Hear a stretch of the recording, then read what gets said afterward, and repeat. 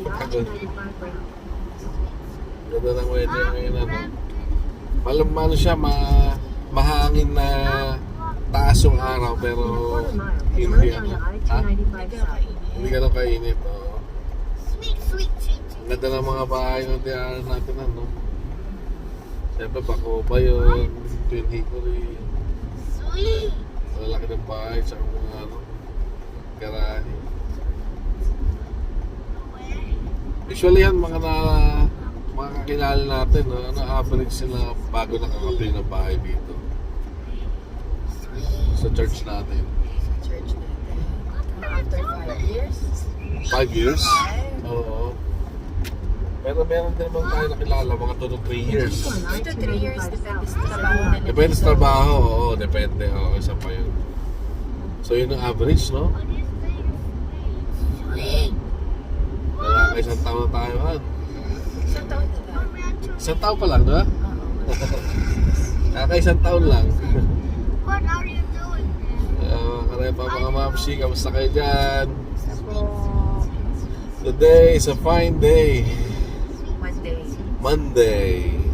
Pero we're going to travel to Jada Jo, we're going to travel Kings Dominion. Hexagon says. Yes. What are you doing? Bakasyon kasi nila ngayon sa Bakasyon. kanilang Sulitin ang bakasyon. Pero ano yun, diba? Pero meron mga nakikita tayong mga storya ng ano, na nakakabili ng bahay.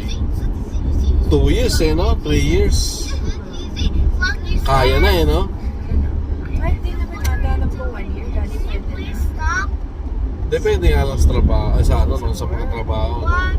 Ang tanong dyan kung kaya ba no? Kung kaya na bang bumili. That's the question. Kasi sa existing market ngayon parang walang sign na bababa no? Walang sign na bababa. So sabi nila pag bibili daw ng property, ng bahay, it's better now than later kasi hindi natin alam kung tataas pa. Tsaka daming mga terms. Ang hirap mag-umpisa, hindi malaman kung saan mag-umpisa. Pero yung sa nakausap natin, hindi natin pangalanan, nag-umpisa siya sa agent. Sa agent. No? Hanap ka ng agent na tutulong sa'yo para makahanap ng mga bahay. Oo.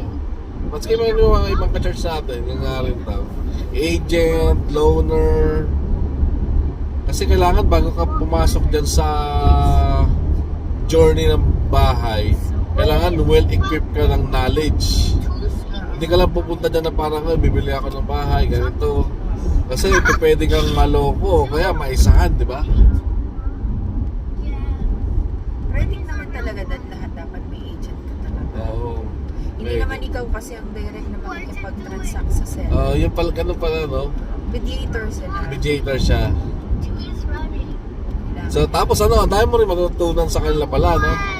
Sila'y tutulong sa'yo kung paano, anong best na gagawin mo. Did you say that? Tapos once na nakahanap ka na ng agent, para makapag-proceed ka ng paghahanap ng bahay, kailangan mo maghanap ng What lender are you saying? or loaner. Papalit sa'yo ng pera. Dami, no? Sa mga repa, ang pinag-uusapan pala namin, ano, no? Yung kasi habang tinatahak namin itong pupuntahan namin, ang ganda ng mga bahay na pupuntahan namin. Maka-inspire. So, nagpalitan lang kami ng puro-puro ni wifey. Kung kaya ba, kaya na ba, anong mga dapat consider, sino dapat hanapin muna, anong first step. So, yun nga, kailangan maraming research kami based on ano lang sa mga narinig namin tsaka experience ng mga nakabili na. Kasi doon yung question na Na, yung price ng ng interest rate ngayon. ayun pa, Bumili ng interest bahay. rate, APR kung tawagin. Ano ba yan? Ito yung constant in Paris. Sa ngayon, hindi daw mo, parang 6-7-8% APR, I think 7. interest, Nasa 7, seven. average. That's the average. So dati may mga 3-4 pa So ngayon nga daw, talagang mataas pataas daw ang trend. Pero ang question doon, kasi hearsay lang naman na in few months daw bababa kasi eleksyon, dahil mga ano. Pero walang nakakaalam kung talagang Bababa. bababa, diba? So, nangyayari sa mga naghihintay, they keep on waiting. Yeah. Hanggang sa the end of na baka pagbili nila later, mataas na. So, talagang pinapayo talaga nila, kung meron ka rin naman pang down, is magano ka na, kumuha ka na. Kasi anyway, God willing, kung bababa in few months, in few years, edi mag-refinance ka. May Right? finance sa maraming grab talaga. No? Tsaka depende rin yan kung ano, sa loaner, kung saan kayo papasok ng ano, no? Loaning, ano, kung anong loan kayo papasok. Kasi may mga iba't ibang klase. Hindi namin alam naman lahat, pero ang alam lang namin is yung conventional loan, tapos si FHA. FHA yung may bracket yan eh. May bracket kung anong sweldo mo, kung anong sweldo ng kanyang household nyo. Tapos yung conventional, FHA meron ding minimum down payment din daw yan. As a conventional din, ganoon din. Hindi ako masyadong pamilyar. So, depende yan sa loaner. Discarded daw yan ang loaner. Kaya dapat mag-aaral talaga. So, hindi ka lang kaya ng bulsa, kaya din dapat ng isip mo na, ano, na ready ka na. Kasi hindi siya biro, no? So, dapat pagkalbawang, ano, nakiipon kayo ng bahay, dapat ngayon pa, nag-aaral na, no? Pero dad, di ba, yung mga kaibigan natin, mga kapatid natin sa church, di ba? Kwento nila, yung mga nakatira na dito mga 10 to 15 years, 20 years. Oo. Nakabili nga daw sila ng bahay before nang wala man din talaga silang pera eh. Oo nga, you know? Sabi namin, bakit ba nangyari yun? Oo. Yun na nga, yun yung mga FHA na binagit sa kanila ng asawa ko. Oo. Which is may mga, ano sila, may mga, minsan grant na binibigay yung government, incentive, mga ganyan. Incentives. Oo, tsaka tutulungan ka talaga ng loaner para maabot mo Oo. yung kailangan mong pera. Sa FHA yata, 3.5% ang minimum down payment. Merong isa yung pag military ka, 0 down payment. Conventional, 3% yata, if I'm not mistaken. Ha? Hindi tayo sure doon. So, depende. Tapos, bukod doon sa down payment, meron pa. Yung closing cost. Yan pala yung unang bigay na babayaran nyo pag albawang ng ano, nagkasarahan na kayo sa offer. Wow, nagkagustuhan mo yung ano, property, tapos nagustuhan ng buyer, yung ano, may ng seller yung ano mo, yung offer mo. So, may closing cost pa pala. In which meron din doon. Meron din mga incentives din palang pwede makuha para mabawasan yung ano, no? So lahat siya marami, kailangan pag-aralan. Ang ano lang din talaga dyan is, eligible ka na ba? Eligible, oo. So si agent yan, siguro, ang mag-ano. Kasi magkakwentuhan daw kayo ni agent. agent tsaka si loaner na ang mag-ano. So nakakatawa naman yan, no? At At sino ba naman? Lahat naman tayo. Gusto natin talaga magkabahay, di ba? Kung kaya naman na eh. Sarap mangarap eh. Siyempre kung mangarap tayo eh, dapat well-equipped tayo sa lahat ng mga ano, mga bagay-bagay. Kaya nga nung sabi natin, hindi dapat susugas ang mga ganyan. Ang isa din kasi dati, kaya madalas napapaisip na bumili ng bahay. Kasi katulad natin, nagre-rent tayo ng apartment dito. Okay. So, every month natin, sabihin mo na nasa 1.8. Oh, 1.8 tayo. 1.8 per month. Dun sa 1.8 na yun, kung iisipin mo wala kang pagmamayari, bumabayad, babayaran mo lang siya. Oo. Unlike kung bibili ka na ng bahay, dadagdag ka na lang doon, bahay mo na. Bahay pa na, no? Diba? So, kumari, ang nabili mong bahay, ang every month ay nasa 2,400 or 3,000. So, yun, dadagdag ka na lang, at least bahay mo na siya. Yun nga, sabi mo nga, dapat well-equipped ka talaga. Oo. Kaya na ba? Oo. na Kaya talaga. bang kaya? Alam mo, sasabi nga ng mga kaibigan natin na subukan nyo magpa-assess. Pa-assess na kayo sa loaner. Pa-assess sa agent para makakalaman ng agent mo eh. Kasi sabi nga ni kilala natin Nagtanong lang siya sa agent tapos binigyan siya ng mga information. Masarap kasi tingnan ng mga bahay, no? Ang ganda eh, no? Parang kasarap na mayroon ka sariling bahay. Comfort place mo. Eh, syempre din, things to consider, di ba daddy, pag bibili ka ng bahay eh, ano ba yung, ano nyo, ano ba yung preferred yung lugar? Okay. Eh, ikaw Han, kung tayo, syempre alam mo na. Sa atin, Kaya tayo dahil po may dalawa apartment, tayong anak na nag-aaral, syempre hanapin natin yung lugar na una sa lahat safe, Oo. tapos pangalawa, syempre yung maganda ang school, maganda ang ratings ng school. Kasi so far po dito sa US, sinabi ng mga ano namin, ng mga kaibigan namin sa church, mga teachers din na kaibigan namin sa church, na kapag ka ang school is mababa talaga ang scoring, legit daw talaga yon na chaotic ang school. So talagang dapat magpili tayo yung magaganda ang ratings ng school. Kasi ang nagre-rate ng mga parents din. Malapit na tayo. Tignan mo, 11 minutes na lang. Yeah. In God's grace, Han. Yeah. Lahat tayo magkakaroon yan. And, pangatlo, kung bibili ka ng bahay, yun yung kaya nyo talagang bayaran. Huwag kayong, ano siguro na, yung... Hindi ka naman siguro papautang yan pag hindi mo kaya. Minsan kasi, di ba, minsan ang mindset eh, pag nakakita mo magandang bahay talaga, pero napakamahal. Dahil gusto maganda, yun ay kukunin. Pero bumalik ka dun sa goal mo na kung ano lang yung limit mo na kayang bayaran. Eh, depende pa sa tao yan. Depende ka ng diskarte nila. Kaya, katulad sa ating dalawa, pares tayong nagtatrabaho, yung every month natin na bibilihan kunwari, kung wala mang trabaho yung isa for the meantime, kayang bayaran yung isa. Yung mortgage natin every month. Parang nakakaano rin, no? Anxious din na pumakas sa ganyan, no? Kasi kung super Kasi kailangan may down ka rin, ha? Oo, kasi kung super mahal ng every month mo, bumili ka kasi ng malaking bahay na mahal. Ang every month mo kunwari is 5,000 every month. Parang, ang hirap nun abutin. Magkano na ba ranging na ano? Kasi tingin kami sa ano, Zalo, wala lang, pagkagabi, nangangarap, syempre. Kasi nakapalo kami sa Zalo eh. So ang average na ng mga brand new, new constructed, ano pa lang yun, base rate pa lang yun ha. Single detached, nasa ano na, 514. May add-ons pa yun, so abot ng mga 600 dyan. Base pa lang yun, abot din ng 600. Pero may mura.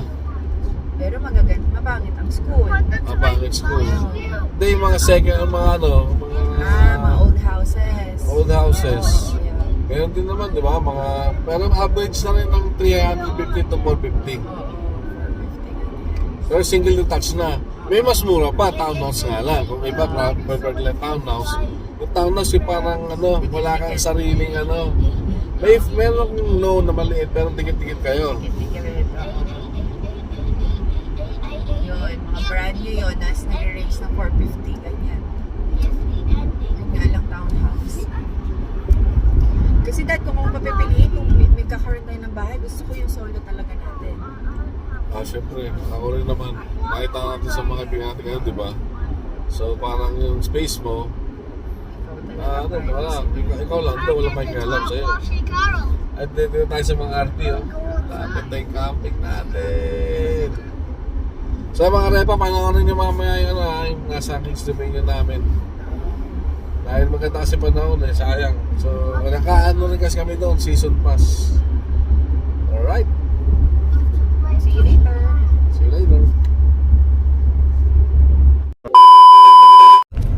You arrived. Wala. Long ending. Dapat tinanong mo muna. We are here in Kings Dominion, guys. Yay! Hello mga repa. So, hindi pala may pwede sa Kings Dominion, no? Actually, maski man nagpunta kami Legoland, bawal din yung mga ganito eh. Yan o. So, bawal daw yan. Kasi tumutunog. So, ano na lang, dala lang tayo ng lagyan lang sa bag. Sa bag pwede. Alright, let's go. Balik mo natin sa sakyan pa. Ano? Grand Carnival, July 13 to 28. Hello, honey. Hi, Jade and Johan. Welcome. We're glad you're here in Kings Dominion. Yeah. Oh, dati skating yan, ha? Oo, laging fountain na, no? Ganda. Parang mas buhay na buhay siya, yun na pagka, no? Yun lang yung perks, Han, ng Han? Ng Gold Pass. Yes. What flag? Oh, you want to see the fountain? Yun ang perks ng Gold Pass. Let's go to Super World first? Okay, go. Alright. We're going to the Super World. Come on. Ganda ng background natin, ha? Fountain siya ngayon, ha? Hindi siya, ng winter, nakita niya, di ba? Sa mga panood ng vlog, ano siya? Ano ba tawag na lang? Skating? Winter skate. December. Yeah, last December. Han, funnel cake, oh. Sarado dati yan. Ang ganda ng mga... Nakikita-kita yung kulay pala pag summer, no? Yes. Ayos ng mga outfit ng mga asawa ko. 360 rin!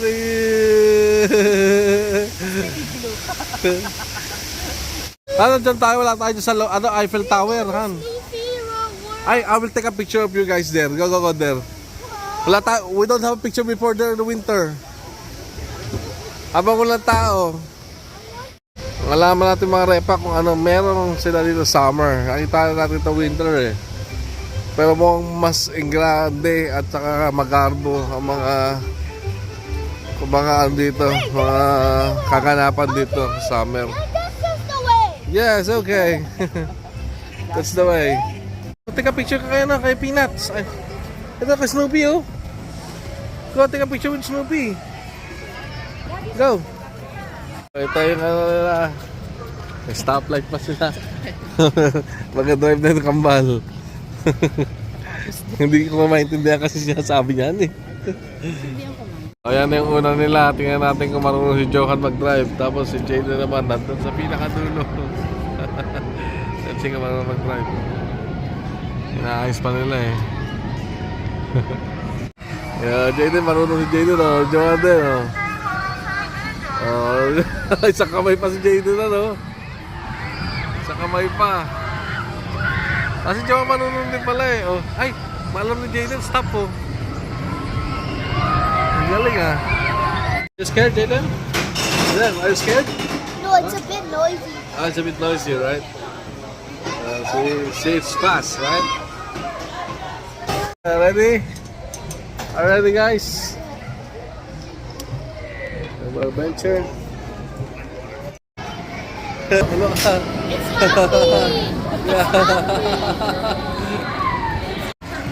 Take next natin mga repa. Mukhang masaya to. Actually, na-try natin ito. Masaya talaga yan. Alright, let's go. Oh, ito. Basketball na naman. Pero baka hindi na tayo manalo dyan. 3-point challenge, oh. Baka 3-point challenge na to. Score 4 to 8 points wins small. 9 to 11 points wins medium, oh. 4 to 40 seconds for 12 shots, han. $12, 40 seconds, 12 shots. Pwede na. $12, right? Ha?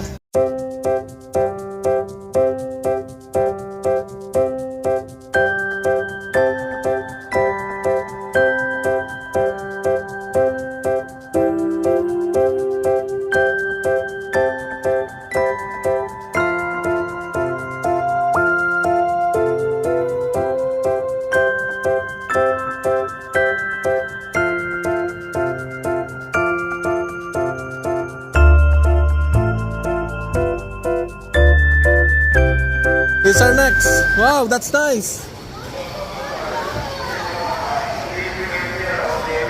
Entrance, come on. Maybe they're still small. But let's see, let's ask. Remember, Jaden, this is the last time we did not ride here because it's night time. So now we can ride here again because you grow tall, di ba? Last time. Ano? I'm Hindi pa umabot. not 6 on December. Or 7 on October. Wow. Daddy, Bump car here. Daddy, you should keep. Jaden, are you ready for the drive? Yeah. Put sa other hand. No. Yes, like that. Okay. Alright. Exciting yun. Talagang bungguan talaga to the max. Ang ganda mga lang. Pero ang saya nun. Bungguan talaga. Doon naman tayo next. Yan.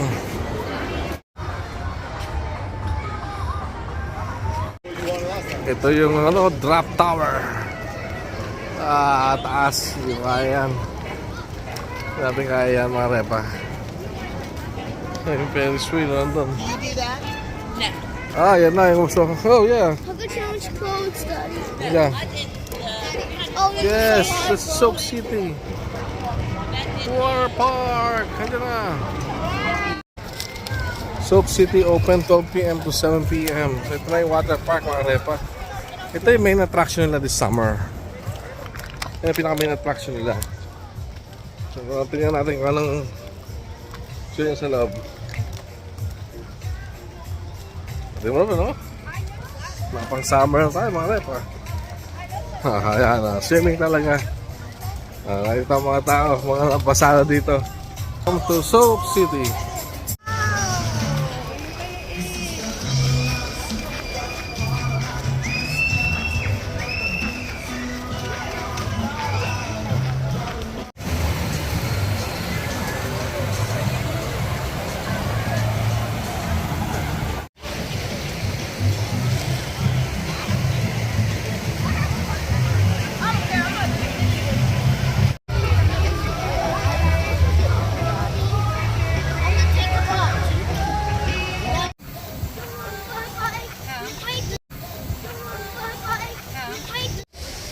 So are pa, we're done here Kings Dominion. Nakapag rides ang Kambal and then water park in Soak City. A bunker. Yeah. Bunker. Nag-uwian na rin ng mga Bunker. ha? Nag-uwian na rin ng mga tao. Bunker. Malapit tayo exit. Bunker. Are you happy, Jaden? Are you happy? Yes. Johan, did you enjoy? A bunker. Yes. Bunker. Nagutom mo kami, kakain naman kami. A bunker.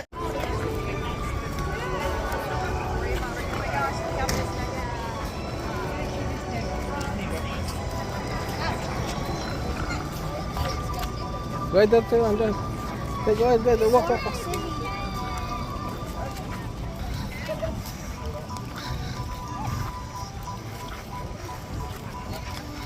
A few moments later. After ng natin, napunta sa Kings Dominion. So, naman tayo ngayon? Basketball vlog naman tayo ngayon. Oh, ha? Shoutout. Sa buong mundo. Ang dami naman. Hindi, kilala na lang ako lahat. Alright, bro, may shoutout ka? Shoutout? Wala. So, dito muna tayo ngayon. Hintayin natin mga player natin. Son!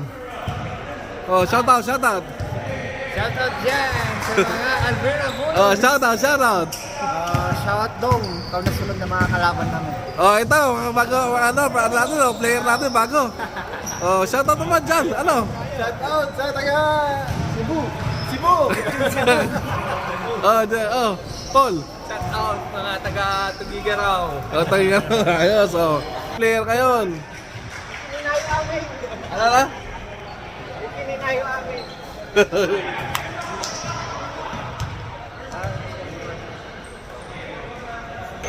Ano muna, first game muna to. Ito, yan. Ibang lahi. Are you ready to rumble? Lately, Ha? I've been lying to myself. No, I need to get some help. Hoping you could save me, baby. Put our pictures on the shelf. Swore I'm over you, well, it's not that easy. Waking up